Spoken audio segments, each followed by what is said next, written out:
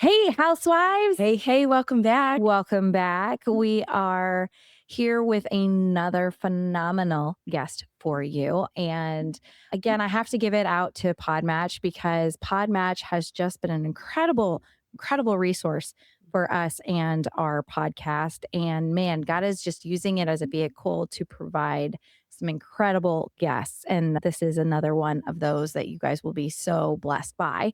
And so I do highly recommend that if you have got a message that you want to share and you think podcasts are the way that God wants to use that, I definitely recommend checking out Podmatch, and you can become a guest on multiple podcasts. But also, too, if you have your own podcast, I know it sounds crazy. Believe me, if you'd asked us 5 years ago, we wouldn't have thought we had our own either. But it is a great, incredible resource for hosts as well. And so definitely check out the link in our show notes and learn more about Podmatch. And it's been a blessing to be part of the Podmatch network. So Yeah. I will let Tracy introduce our guest today. Yeah. Okay. So we are so excited to have Doug Ell with us today. He says the most dangerous myth of our modern age is this notion that science is somehow contrary to God, that faith and science cannot coexist. It has lured billions into a life without meaning and without true joy. He should know. He was one of them. Doug is an MIT grad who is an atheist and who came to faith through science. He has spent decades studying the evidence and has so much wonder and joy to share, which is why you're here. Welcome, Doug. Oh, thank you so much, ladies. I'm so happy to be here. It's a delight. So thanks for having me, really. Absolutely. I'm holding this graphic novel here, and I can't get over it because it's you it's simple. It's not easy, but it's simple.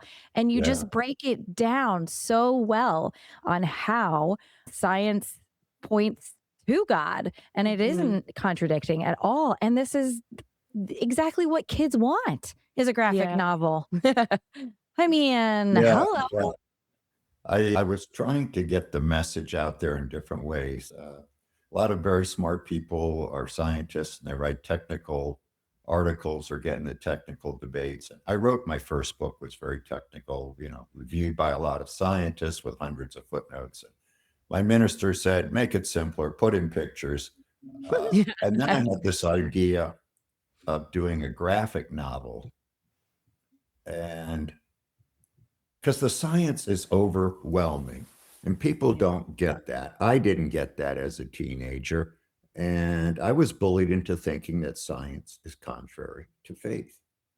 So I'm really excited about the book. It's published by the Discovery Institute out in Seattle, which is the number one think tank on the relationship between science and faith in the whole world. And I don't make any money out of it. They get whatever proceeds. And frankly, they don't make money out of it either. Yeah. But I think it's a really powerful tool for reaching kids. I had one woman tell me after church the other day that she gave a copy to her 10-year-old grandson. And when he came over for dinner the other day, he said he brought the copy and said he had read it 10 times. Oh, So, Wow. and I've had other testimony like that, and boy, that makes me feel really good. So, thanks yeah. again for having me on the show. Absolutely. Yeah. Absolutely. So tell us, because we know your background because we found you on Podmatch and we saw your background there and you are very well educated and studied up. And now you are just spreading the gospel through your book and through science. And so tell us just kind of that journey that God took you on. Well, if it's not apparent already, I'm a super nerdy guy. So, ultra nerdy. And when I was in high school, I read some books suggesting life could have started in a dirty pond. I won't get into the details of that, but that suggestion is in hundreds of high school textbooks. Mhm. And I was bullied at the time into thinking the smart money was on atheism, that people just made up religion to feel good, et cetera, et cetera. You've heard the excuses. Mhm. So I became an atheist. I went to MIT and I graduated early. I double majored in physics and math. I studied theoretical math for 3 years. I took a wrong turn and became a lawyer, but nobody's perfect. So, don't hold that against me. But I've had a God bless legal career. For 30 years, I was the lead lawyer for all the benefit plans of all the NFL players, met some very interesting people. But now I get to have a lot more fun in my retirement. So when I was in my early 30s, my wife suggested we get our son baptized. And being a confirmed atheist at the time, I immediately said, "Yes, dear." I mean, I don't need, That's a I don't good need to answer. argue with you about Right. that, Yeah. right? I mean, come on, I'm not that dumb a guy. Sprinkle a Right. little holy water on the kid, knock yourself out, whatever. Okay. Right. Right. Yeah. No big Mhm. deal here, right? So I Mhm. went to church and I felt something. I think God gave me a great gift. He gave me the ability to know that I was on the wrong path. But I told myself, being a stubborn sort of guy, in addition to being nerdy, that Doug, you can't just, go whole hog for this, Christian thing unless there's scientific evidence for God. And that started me, ladies, on a journey that I've been on now for 40 years.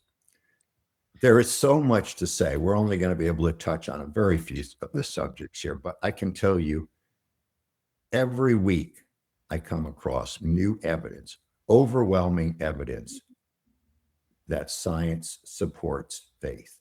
And it's wonderful. Isn't it incredible? Because I mean, the Bible says, like, you can know that he Yeah. is God, Mhm. and the entire world sings his glory and his praises. I mean, and it's just, I mean, I, it's one of, I like, in just life in the world today, I wonder how people do life without God. Yeah. I'm like, this has got me on my knees now praying. Like, I cannot imagine not having the hope of, eternity with my loving creator on the other side of this. And then I also go, gosh, if I thought this was it, like, how depressing. Yeah. Yeah. Like, I mean, Right? like, you just go, like, really? Like, that's okay. That's wow. I mean, but it explains so much for people that don't believe in God of why they are depressed Mhm. and Yeah. lost and don't have a purpose and things like that, because it's scary. It's Yeah. scary without that. Yeah. It's meaningless. I don't know if you're familiar with Tim Keller's book, Counterfeit Gods, but Mhm. Mhm. it's such a great author. His book, Counterfeit Gods, points out that people create their own gods. A lot of people do, whether it's power or money, sex, fame, all these illusions of things that they think are going to make them happy and never do. Mhm. Right. So, and it's such a barrier in our society. And there's so many barriers people get lured into. And one of them, again, is this false feeling that belief, impression that science is contrary to faith. I've read that a very significant number of the percentage of the American population actually believes that statement. Well, I liked how you used the word bullied. I mean, you used it twice when you were going through school. You were bullied into believing Yeah. that science does not support faith. And that is not something that I never thought of it that way. I, I don't think many people would put that language together in, hey, this is what you're being taught but without alternative options, right? right. Yeah. But when you think about it, you're like, that it's such a, because you're not given in public schools, Mhm. you're not given any other idea. They're just like, well, it's the Big Bang Theory, it's Mhm. Darwinism, it's, and then, or you can, you can think you have a God. They're not even allowed to tell you of the science for God. They're not allowed to suggest that things are intelligently designed. There's a federal judge ruled against intelligent design. I mean, our court system is really messed up. The Supreme Court seems to think that atheism is the preferred religion of the United States, which is sure not what the founders believed. Yeah, exactly. Yeah. Our founding fathers would be rolling over in their grave. Yeah. Yeah. It's incredible. So if you go to a pub, this is why I don't have to tell you, a lot of people homeschool their kids to Yeah. avoid this propaganda, and it gets really bad at a lot of our, institutions of so-called higher learning. Mhm. Yeah. They preach this nonsense. Mhm. St. Paul, in his letter to the Romans, first chapter, says, since the beginning, I'm going to quote, I don't have the ability to memorize sections at No, will. He you're good. says I'm the same. generally, start with Yeah. verse 18. He says something like, since the beginning of the world, the existence is God, it's been plain in the things that he has made. And then he says a verse or two later about the scoffers, the so-called intellectuals of his day and ours, claiming to be wise, they became fools. Mhm.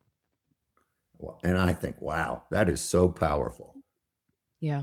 I was at a dinner at the Harvard Faculty Club a couple months ago, and I had, well, let's just say there were two senior Harvard professors at my table.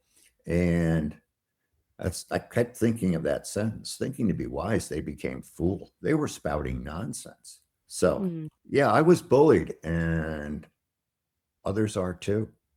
Yeah, without even realizing it.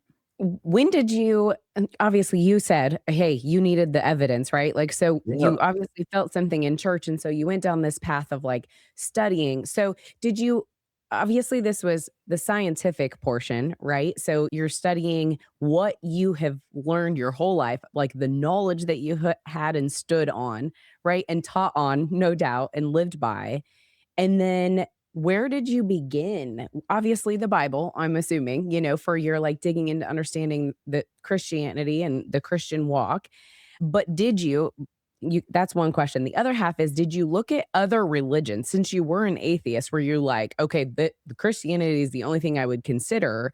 Or were you looking at all the other, religious things, backgrounds, Catholic and just different options before you made your decision? Well, I wish I could say I was smart enough to have done a comprehensive review of religion. Well, I That's you not how can it worked for me. And I didn't, and I probably should have, but again, because of my skepticism, I did not start with the Bible. I started with primary book was a graduate school textbook on molecular biology, which is one of the thickest, nerdiest books you could ever imagine. And I was on a lot of planes. I'd carry this ridiculously heavy book around and read it on planes. And when you actually look at how life works, you realize it had to be designed. I mean, to me, the number one fact, and everybody agrees with this, people just don't appreciate how absolutely wondrous it is that life runs on code. We've known this since the discovery of DNA in 1953. We have code in our bodies. According to Bill Gates, and perhaps he knows something about coding. I'm not claiming to be an expert on coding, but Bill Gates would tell you that DNA code is far, far more advanced than anything human beings have ever built. Okay. And we run on codes.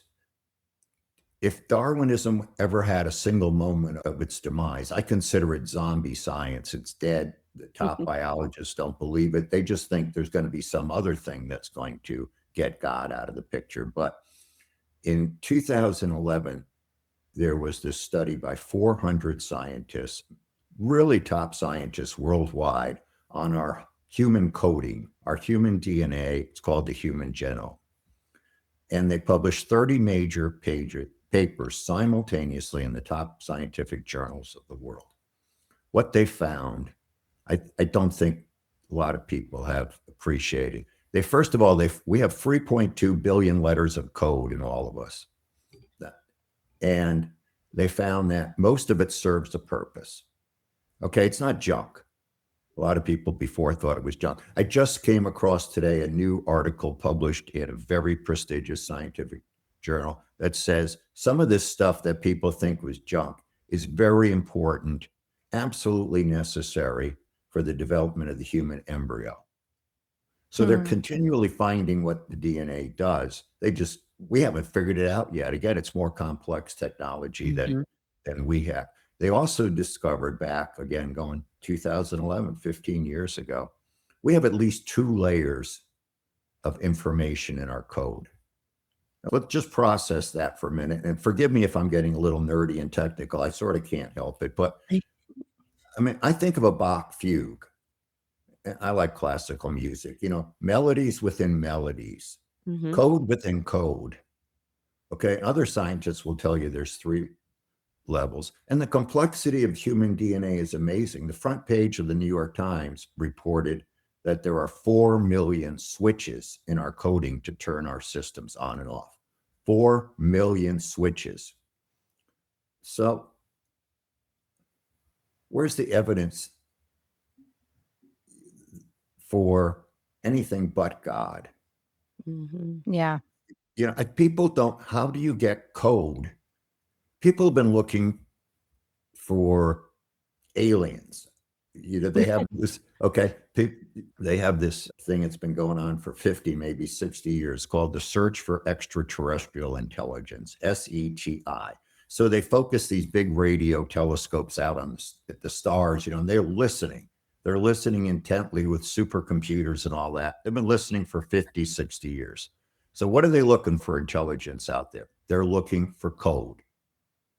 Okay. They're looking for signals that aren't random, for things that have meaning. Now, they haven't found that. But what we have found in 1953 is that we have code inside us. We have the most complex code, far more sophisticated than anything, any human website, program, app, whatever, inside us. There's so much comfort, so much evidence for God. Science is revealing God. It's not contrary to God. I like Oh, yeah, that. that's good. Mhm. Well, and you're not the only person. I mean, they're notable. And, there's Lee Strobel, who he was an investigative journalist. And then, gosh, I forget his name, the criminal investigator who went through the Yeah. search. Is it The Man, Myth, and the It's Messiah? Christianity. Yeah, I remember Yeah. that. I like those books. I started off realizing that God is real, and then I started looking at the evidence for Jesus, and that's compelling too. Yeah, those were great resources. Lee Strobel's The Case for Christ, which they made into a very nice movie. If you saw Yeah, it. it was a really good movie. Yeah, What I found so interesting about how God revealed himself to you is that it wasn't that you went to the Bible first. Mhm. Because if you're not, people would automatically, well, if you're going to go to the Bible, of course the Bible is going to support whatever. But instead, you went back and said, all right, here's a book that I know and trust. And then these are things that I know to be true. And then that's what God used. And he goes, I've been here all along. Yeah. yeah, And that to me is incredible because God will meet you wherever you are. Mhm. And that's encouraging to me too, because when we have friends that, are not believers, Mhm. that, we just think that we have to get a Bible in their hands. If we can just get them a Bible. And you know what? Sometimes it's not a Bible. yeah, Mhm. yeah. I,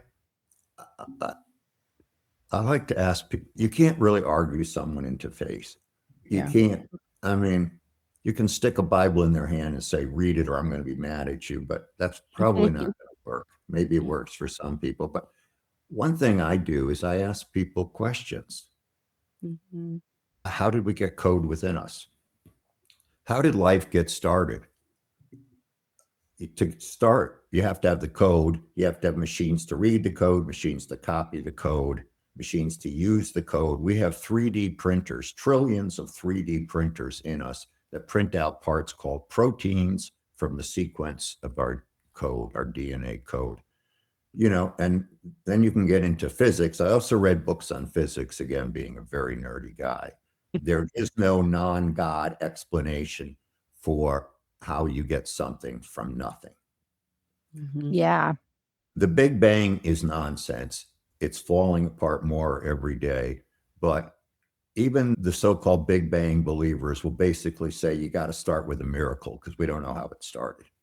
Mhm. Uh, Right. and then you can get into another nerdy subject, but is accepted scientific fact, which is the constants of physics. And our universe is designed for life. We don't live in a the laws of physics, the constants of physics.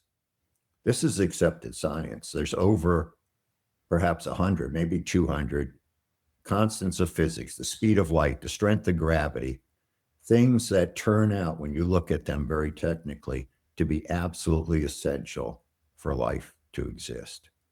So how did that happen? Why does anything exist? These are questions that for people like me are thought, provoke thought. But, Tori, I like your basic comment was, how do you get joy out of life without God? I like that a lot. Mm-hmm. Well, and it's the little things that when you start to think about it, like the precision of the location of Earth to the sun and to the moon, like if we were any other degree closer to the sun, we would all be Toast. toast. Yes, literal toast. I mean, I'm really good at accidents, but I'm not great at accidents happening that are just like, wow, that was like right exactly the spot that I needed that to happen. Like, Right. it's just, When you get into it, this is one of the chapters in my first book, Counting to God. My website, by the way, is countingtogod.com. And I lectured on that book in 2014 at MIT. After I wrote that book, I was allowed to lecture there. But I have a chapter on how finely tuned our Earth is. We have, proportional to the size of our planet, by far the biggest moon in the solar system, which stabilizes us. And it's so important to life on Earth. And if you look up, everybody knows that it's basically about the same size in the sky as the sun, even though the sun is 400 times further away, which creates eclipses, which have been very helpful in dating human events.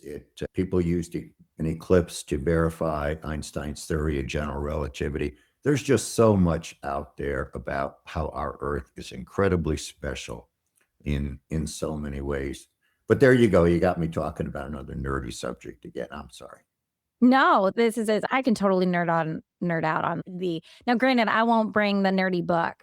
I'll just ask the question, but like, how cool is this? Like the human body, right? I mean, even the human body just amazes me. And That's what I was going to say is like with science, though, we're talking like, yeah, Earth, solar system. And then we're talking about, our physicality and our humanness and, like just the plants. And there's just so much in studying in science, And it's funny because I had this conversation with my daughter this morning. It was just super simple. She was like saying off something and she goes, well, whatever biology tells me, like that's how she did it. Cause she's very smart. She does very well, but she could care less. Right. It was one of those moments. And I'm like, it is so vast and it's so huge. And for some, it's so simple to just believe. And for others, like, just like you have to connect the dots. You have to find the code. You have to make it make sense. And so our brains all work so differently, but we've all heard the same stories because we've grown up in school. We've grown up in the textbooks, like obviously public school kids, a little bit different than the Christian school kids or the homeschool kids because we've learned it in different ways. But if you're a public school kid, as I was and my children are, you do hear the same stuff. And then you're like, wait, what do I trust? What do I believe? Obviously, I trust my parents. I do believe in God, but there's so much of that happens in this, like, this elementary and this middle school years where you're just trying to figure it out because we don't have it all, they don't have it all yet in their heads of like how to make it make sense.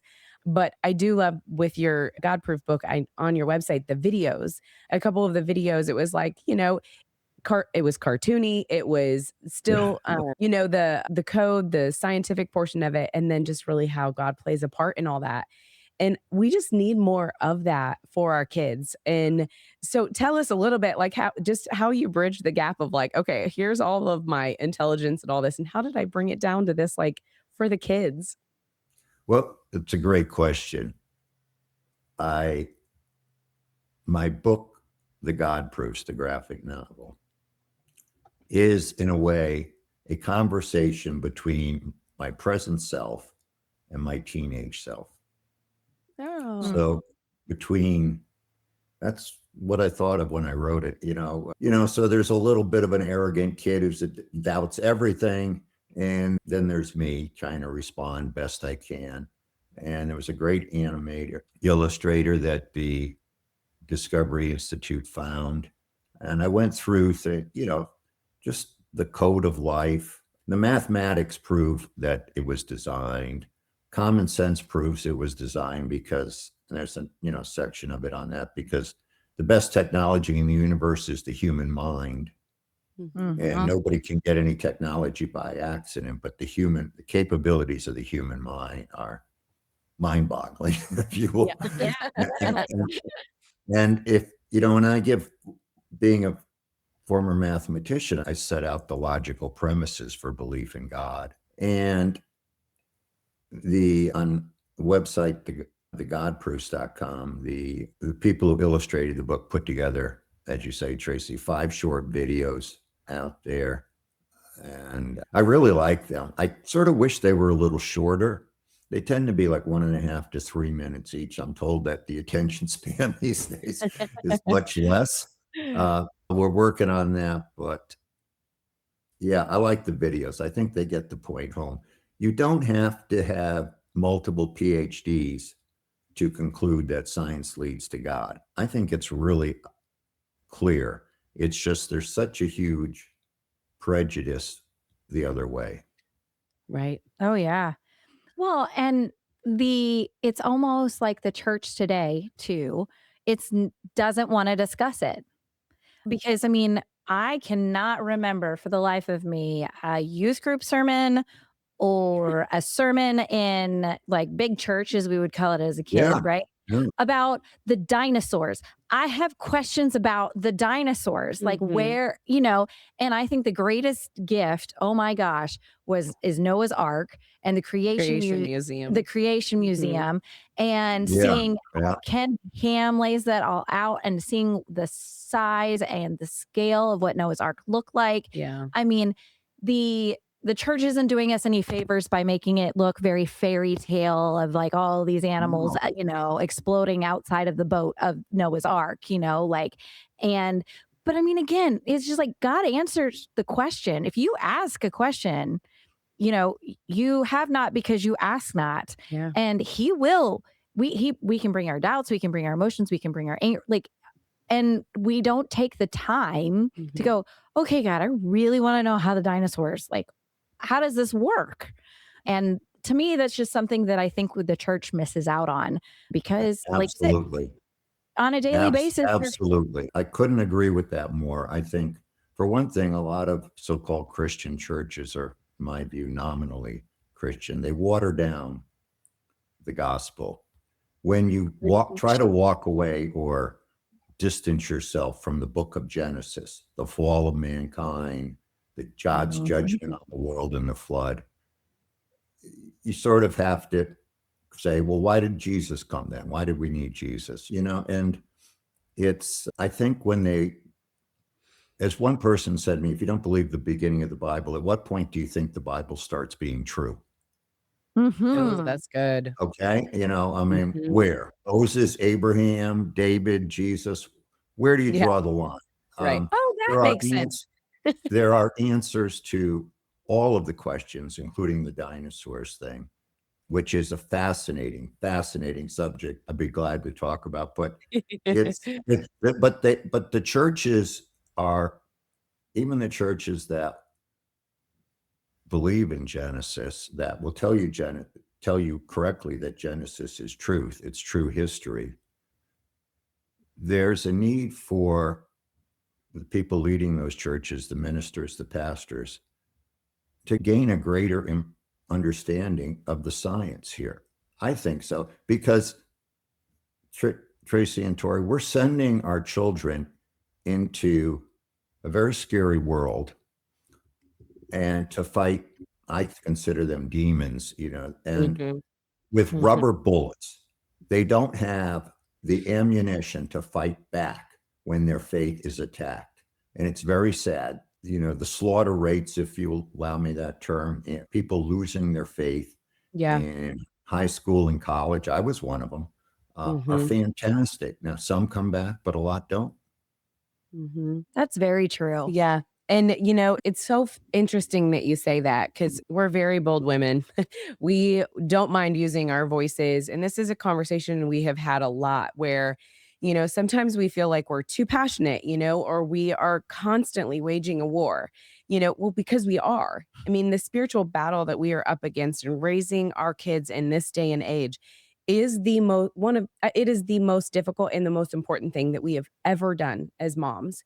And when just like you said, though, like I do feel, yes, God is the one who is in control and he is the one who is going to walk with our children. And, hopefully if they fall away, they would come back in their, journey. But it is something that we do feel so much of that underprepared, that undereducated, the rubber bullets, it's like you, we do feel like that right now. And I think that it's the time. This is the time of just what's happening right now. Yeah, And I don't think we're alone in it. I don't think you can say to today's teenager or preteen, just believe because I said so, or just believe because the Bible says so, even. Yeah. That may work for some, but I think for a lot of children, it's not enough.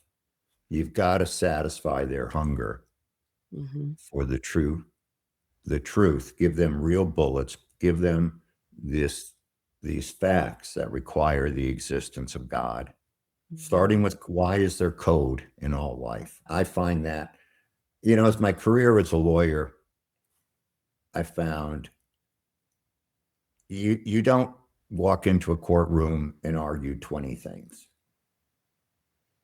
You focus on one, maybe two of your main points, and you hammer them. Okay. And so that's what I try to do in my book, all my books. Pick the best arguments and focus on them because people don't want 100 different arguments. Some Mhm. do, and there's plenty of resources on that, but there's certainly important things that we can tell our children about God. Mhm. Well, and when they're in church and they're getting, an hour of Sunday school and maybe an hour of youth group, maybe an hour of youth group, if it doesn't conflict with, the sports schedule and practice schedule, Yeah. right? And then they're at school for 8 hours a day, Yeah. Monday through Friday, 9 months out of the year.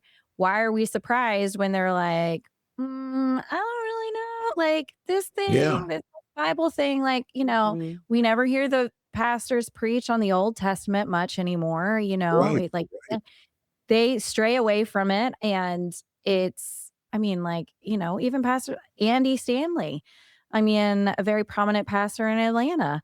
I mean, it is a seeker friendly church. But like you just said, if you don't know the Old Testament, then you don't know why we need Jesus. Mhm. Right. Because like, if you didn't know God's wrath, then Right. you just think like, what okay, great. Jesus was a teacher and Was a before. nice guy, Yeah. and we could learn a lot from him. What a nice guy, gentle Jesus, meek and mild. Mhm. Um, Yeah. and Jesus spoke about Noah, and it's recorded in two of the Gospels. And basically, he says, "When I come back, and I'm coming back, folks, it's going to be game over. All right, I'm not coming back as a baby next time. When I come back, it's going to be," and he says, "as it was in the days of Noah." That's true. It's Mhm. gonna be the end, all right? Yeah. When Noah's flood, all life that walked on the earth died except for what was in the ark. He says, Yeah. "It's gonna be like that when I come back." So, I don't think these churches are doing their parishioners a favor with just trying to come up with, gentle Jesus, meek and mild, the good philosopher or something like that. Mhm. Mhm. That's not true Christianity in my view. Mm-mm. No. Well, and I think about that when he will come back in the days of Noah and how God promised he would never flood the earth again. Mhm. Yeah. Makes me think like, okay, great, you would never flood the earth. That leaves fire. I don't know. Fire is a little bit scarier than what I mean, partial to that, but I mean, fire's a lot tougher. So that makes me just be a little bit more like, okay, look, he promised no water, but fire's still on the table. So I just want Fire, to make sure. earthquakes, nuclear war, take your, Exactly. asteroid Yeah. collision, take your pick. The Yeah. options are endless. And I'm like, okay, well, how is not just, hey, the water's getting high. So just if that needed anybody needed that motivation to just, start going, wait a second, hold on. Please think about that. Yeah, I like to, what I like the phrase, a God that is safe to ignore. Oh, So if you that's go to a good. church where God is safe, there's no judgment, no Yeah. fall of mankind, no Mhm. flood.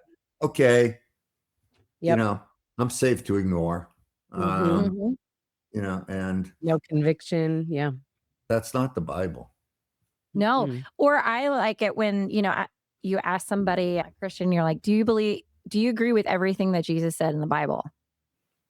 And, a Christian that has not read the entire Bible or has spent time in the Bible very easily may just go, "Oh yeah. Yeah, yeah.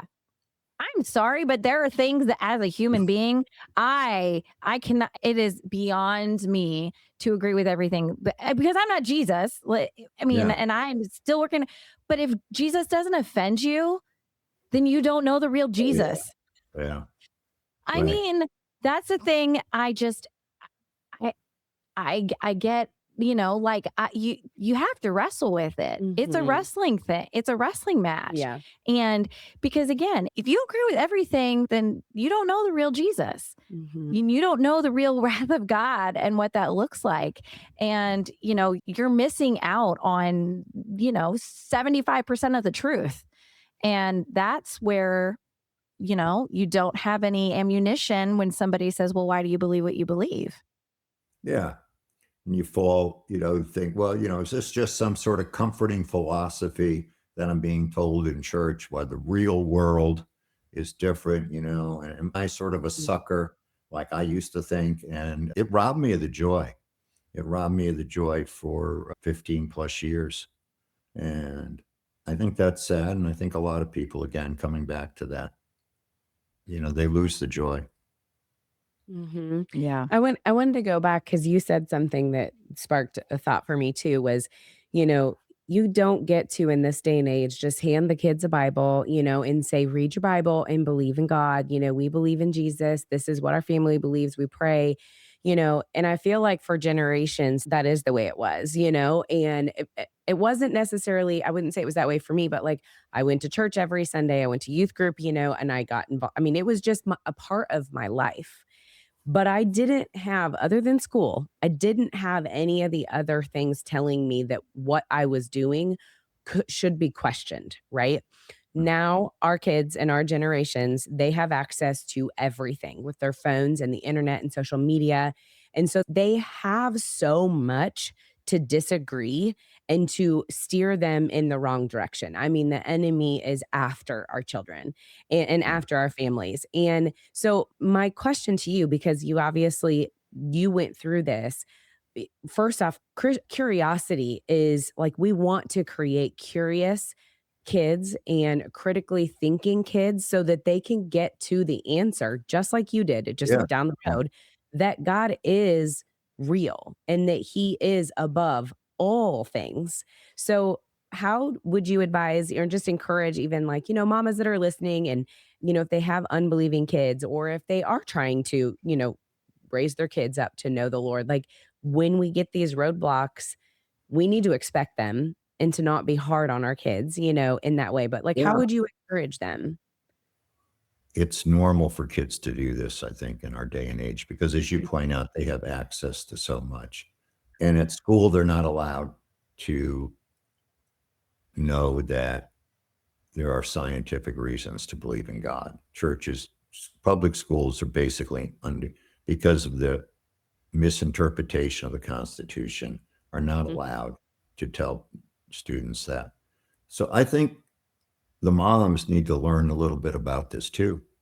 Mhm. Okay. I Mhm. think the moms need to understand just some basic concepts here and basic scientific facts that have no other explanation but God. And I'm proud of the book, The God Proofs. I think it's doing good. And the Discovery Institute, again, really helped do a great job. But just sort of basic questions to work through with your children. Mhm. Why does life run on code? How did life get started? Does Darwin's theory really work? Darwin's theory is, if you go back to my example of code, it's well, you have these accidental mistakes like typos in the book. Okay, typos in our books of code. And the books get better. We pick the right copies with the right mistakes. So I always call Darwin's theory the theory of keeping the best mistakes is going to make things better. But life is way too complicated. That's mathematical nonsense. And all the top biologists today know it's true. That they won't necessarily believe in God, but they'll admit Mhm. that Darwin's theory doesn't work. Moms need to understand this. Every parent needs to understand this. And you don't have to beat your kids over the head with it, but ask them, encourage them to learn. Don't discourage. I wouldn't say, don't say, well, that's not what it says in the Bible. Therefore, the Bible must be true. I don't think that works, as you point out, today's Mhm. generation. Well, I also like how in the God proofs too, is that you were mentioning like you have obviously the different, I mean, you have different proofs, but I mean, mathematics points to a God. And then common sense points to a God. Our God, the origin of life points to God. Like there are all of these things that point to God. I mean, I- my girls do go to a Christian school, which I'm very thankful for. They have the opportunity to do that. And one of the things that they get is the biblical worldview in all of their classes. Mhm. So math isn't just math, it's math. And why did God give us math? And I think that's very helpful in as these kids build their foundation, but even as a parent, you know, I can't just write off their kids' math homework. I have to go, okay, well, God gave us math. So, yes, we do need to do this. Like I mean, so when that mental mind shift is like, okay, I have to take the whole world as the biblical worldview. And, if I'm helping my kid with homework and it is something that, is the propaganda of the Big Bang Theory or whatever, then that gives me an opportunity to say, hey, let's talk about intelligent design. Like, do you think that you could just throw something at the wall and all of a sudden a universe happens? And they're like, no. Does that make sense? I mean, conversation starters. I think that's Yeah. what Mhm. the great thing about it is. And not only one, thinking about it makes me know more about my own faith Yeah. and be able to describe it more and why I believe what I believe. And I want my kids to be able to do the same. Mhm. Yeah, so good. Yeah. Well, where can our listeners get your book? And I know you said your website before, but would you say it again? Sure. My website is countingtogod.com. Okay. The website and I think I've got the animation videos on there, but if not, you can go to thegodproofs.com. And all my books are for sale on Amazon. So, which seems to be ubiquitous everywhere these days. Right. Yes, it's true. It's Yes. true. Yep. Well, we just want to say thank you so much, Mhm. not only for your time here sharing with us and encouraging mamas and parents about that, like, it's okay. Your kids are going to ask questions and They you are. can answer them. Yeah. And there are answers. That's the other thing. There are answers. Let me just say, Tori, there are answers to all of your questions. The book I'm writing right now is going to be called The Bible is True. And it's going to go over things like Adam and Eve, creation from nothing, Noah's Ark, in a similar conversational sort of way. There's answers to all these questions, and moms, all parents don't have to be afraid of any question. Oh, I love that. I know. Can't wait. We're going to have you back on when Yeah, that you'll have to one. let us know when that Yeah. one's out. We'll do a little series on that one. Yeah. But again, I want to tell you thank you for being faithful and obedient in the not only just the work that you're doing today, but the nudge that God gave you when you were at church and just said, there's more to this, and I want you to find it.